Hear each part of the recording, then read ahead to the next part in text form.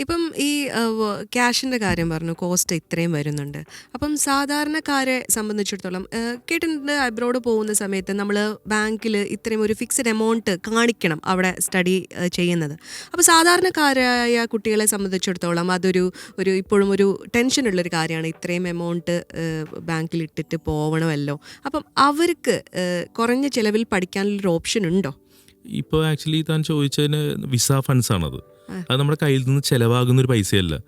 എൻ്റെ ഒരു കാഴ്ചപ്പാടനുസരിച്ച് എത്ര കുറഞ്ഞ ഒരു ജോലി അല്ലെങ്കിൽ സാലറി ഉള്ളൊരു വ്യക്തിയാണെങ്കിലും ഒരു 2-3 വർഷം മുന്നെയെങ്കിലും വൃത്തിയായിട്ട് പ്ലാൻ ചെയ്ത് കഴിഞ്ഞാൽ ഇതൊന്നും ഒരു പ്രശ്നമാവില്ല. കാരണം വിസ ഫണ്ട്സ് ഒരിക്കലും നമുക്ക് ചിലവാകുന്നില്ല. നമ്മൾ ഇത്രയും നമ്മുടെ കുട്ടി അവിടെ പോയി കഴിഞ്ഞാൽ അവർക്ക് വേറെ പ്രശ്നങ്ങളൊന്നും വന്നു കഴിഞ്ഞാലും അവർക്ക് മാനേജ് ചെയ്യാൻ ഫണ്ട്സ് ഉണ്ട്. പാർട്ട് ടൈം ജോലിക്ക് എന്തെങ്കിലും പ്രശ്നം വന്നു കഴിഞ്ഞാലും അവർക്ക് അവരുടെ ലൈഫ് സേഫ് ആണെന്ന് നമ്മൾ പറയുന്നതിൻ്റെ പ്രൂഫാണത്. അതൊരിക്കലും നമ്മൾ ചെലവ് ചെയ്യേണ്ട പൈസയല്ല.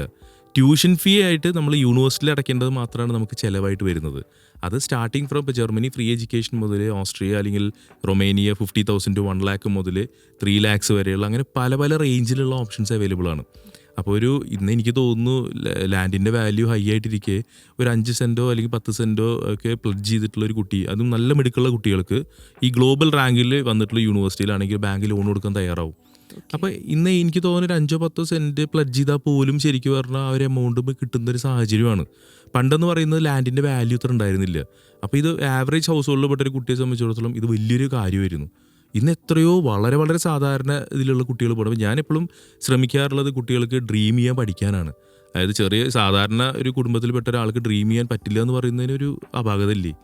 അപ്പോൾ അങ്ങനെ ചിന്തിക്കേണ്ട ആവശ്യമില്ല. പുറത്തു പോയി പഠിക്കുക എന്നുള്ളത് പൈസ ഉള്ള ആൾക്കാർക്ക് മാത്രം പറ്റുന്ന എന്നുള്ളൊരു തെറ്റിദ്ധാരണയാണത്. അല്ലാത്ത കുട്ടികൾക്കും ഒരു ആസ്പിറേഷൻ ഉണ്ടായാൽ മതി. നല്ല അക്കാഡമിക്സ് ഉണ്ടെങ്കിൽ ഡെഫിനറ്റായിട്ട് നമുക്കത് ചെയ്തു കൊടുക്കാൻ സാധിക്കും.